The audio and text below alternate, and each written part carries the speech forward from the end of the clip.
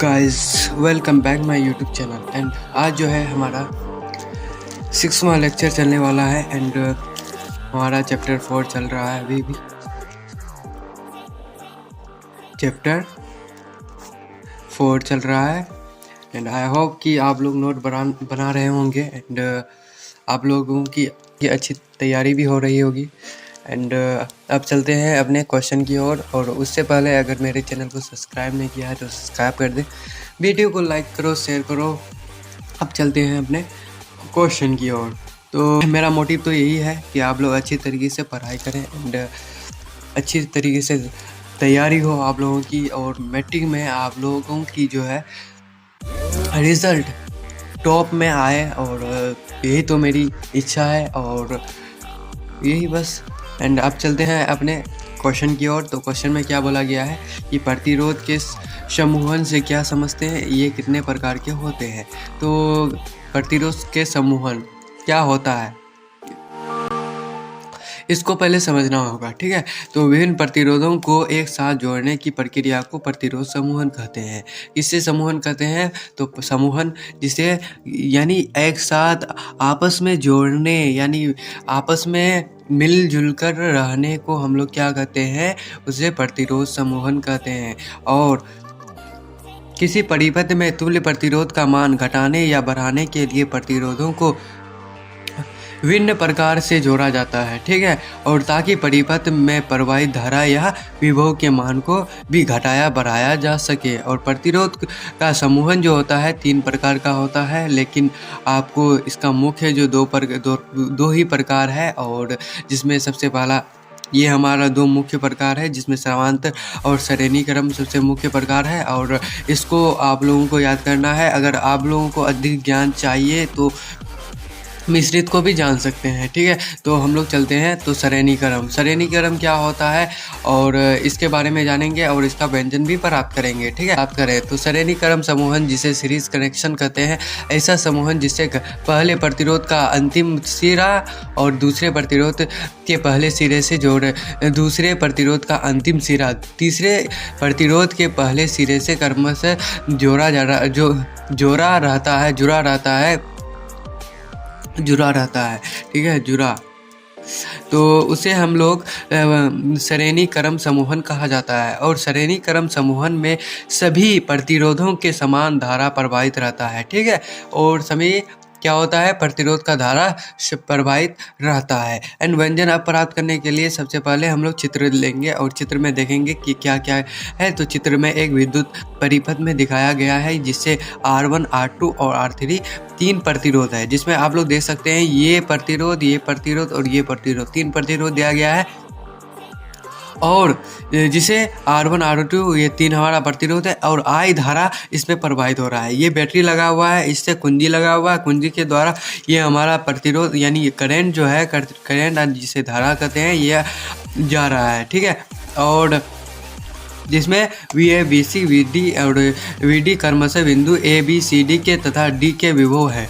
और ये हमारा ABCD के विभव है, ठीक है। इस तरीके से हम लोग इसका फिगर बनाते थोड़ा बहुत उसे परिभाषित किए, ठीक है। एंड अब जाएंगे हम लोग दूसरी और इसी क्वेश्चन में। तो क्या बोला गया है, प्रतिरोध का श्रेणी क्रम समूहन। तो अब ओम के नियम से हम लोग अभी तक ओम नहीं पढ़े हैं। एंड इसी लेक्चर में ओम क्या है और उसका भी व्यंजन प्राप्त करेंगे। बहुत ही ज़्यादा इंपॉर्टेंट क्वेश्चन है ओम।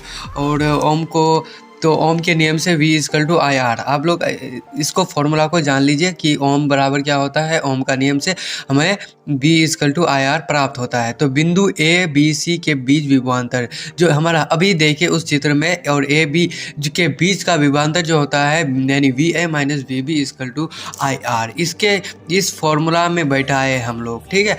यानी V = क्या किए, VA - VB = IR 1 किए, समीकरण 1 माने, ठीक है। अब बिंदु B और C के बीच विभवांतर देखेंगे, ठीक है। V और C के विभवांतर, तो यहाँ VB - VC = IR2, तो समीकरण दूसरा मानेंगे। और बिंदु C तथा D के बीच विभवांतर होगा VC - VD and IR = IR 3 हो जाएगा। ठीक है, अब समीकरण हम लोग तीनों को हम लोग क्या करेंगे, जोड़ेंगे, बाएं पक्ष को एक साथ जोड़ेंगे। ठीक है, तो इसको जोड़ने पर क्या होगा, यानी इससे यानी VA यहाँ पे ये हमारा ये जो बायां पक्ष है बाएं पक्ष में जोड़ेंगे और दायां पक्ष में जोड़ेंगे। ठीक है, तो VA माइनस VB प्लस हो जाएगा, VB माइनस VC प्लस हो जाएगा, VC माइनस VD, इसको equal to IR1 plus IR2 plus IR3 ये हो जाएगा। अब हम लोग इसको यहाँ अंतिम सिरा और या पहला सिरा और अंतिम सिरा को लेंगे, यानी VA माइनस VD को लेंगे, इक्वल टू आई को हम लोग कॉमन लिए, आई सब में आई है तो आई को कॉमन लेंगे और R1 plus R2 plus R3 को इस तरीके से एज इट इज लिख देंगे। ठीक है, और उसके बाद हम लोग जो हमारा VA जो होगा VA माइनस VD इस बटा क्या हो जाएगा, I हो जाएगा। ये ओम के नियम से, ओम का नियम फॉर्मूला जो होता है ये हमारा क्या होता है, ओम का नियम R इक्वल टू V/I होता है। ये भी हम लोग फॉर्मूला से लिख सकते हैं, तो इस तरीके से फॉर्मूला के अकॉर्डिंग हम लोग लिखे। ठीक है, equal to R1 R2 R3 as it is रख दिए। ठीक है, अब इसको VA माइनस VD को हम लोग D और A को हटा दिए, V/I किए और equal to R1 R2 R3 को इस तरीके से लिखा गया है, जिसमें VA और VD माइनस VD जो होगा इक्वल टू V के बराबर होगा, इसलिए हम लोग ऐसे किए। ठीक है, और R या RS जो होगा जिसमें R1 plus R2 equal to R3 जो होगा V/I इक्वल टू R, हम लोग इस फॉर्मूला से हम लोग ज्ञात किए, जिसमें जो R होता है यहाँ पे हमारा R जो होता है V/I हम लोग लिख सकते हैं ना, तो V के बराबर है R, तो R हम लोग लिखे। ठीक है, R1 R2 प्लस R3 हो गया, ये हमारा फॉर्मूला निकल गया। ठीक है, श्रेणी क्रम का। ठीक है, और अतः श्रेणी क्रम समूहन में समान मान के प्रतिरोधों के लिए RS जो होगा NR के बराबर होगा, ये हमारा दूसरा फॉर्मूला आएगा, जिसमें जो है RS जो होगा क्या होगा, RS किसे कहते हैं, तो श्रेणी क्रम में समतुल्य प्रतिरोध कहते हैं, और N जो होता है प्रतिरोध की संख्या होता है, R क्या होता है, प्रत्येक समान प्रतिरोध का मान होता है। ये हमारा जो है ये हमारा पहला था जिसमें श्रेणी क्रम को दर्शाया गया। अब हम लोग समांतर क्रम में जाएंगे। अब समांतर क्रम में क्या होता है, इसे हम लोग दूसरा मानते हैं, दूसरा नंबर है। तो समांतर क्रम किसे कहते हैं इसके बारे में जानेंगे। तो समांतर क्रम समूहन क्या है, इसके लिए व्यंजक प्राप्त करें। तो क्या होता है समांतर क्रम समूहन, तो ऐसा समूहन जिसमें विभिन्न प्रतिरोधों के अगले सिरे को एक साथ तथा पिछले सिरे को एक साथ जोड़ा जाता है, समांतर क्रम समूहन कहा जाता है। अब समांतर क्रम समूहन के विभिन्न प्रतिरोधों के बीच विभवांतर समान होता है। ठीक है, इसके फिगर को देखेंगे। समांतर क्रम समूहन जो होता है जिसमें एक बैटरी को लिया गया और एक कुंजी को लिया गया और 3 प्रतिरोध को लिया गया, इसमें इस तरीके से जोड़ा गया है समांतर। ठीक है, समांतर जोड़ा गया है, इसको श्रेणी क्रम में नहीं जोड़े हैं, समांतर क्रम में जोड़े हैं। ठीक है, तो व्यंजन में क्या होगा, चित्र में I मुख्य धारा है, जिसमें जो I1 I2 I3 जो होगा 3 भागों में बांटा जाता है, 3 भागों में बांटा जाता है और R1 R2 R3 समांतर क्रम में जुड़े 3 प्रतिरोध हैं। तीनों प्रतिरोध के बीच का विभवांतर VA minus VB equal to V एक समान होता है। ठीक है, अब हम लोग ओम के नियम से इसी प्रतिरोध को फिर से सिद्ध करेंगे। तो ओम के नियम से हमारा जो होता है V इक्वल टू IR होता है, यह हम लोग इस फॉर्मूला को लिख सकते हैं I इक्वल टू V/R या R इक्वल टू V/I।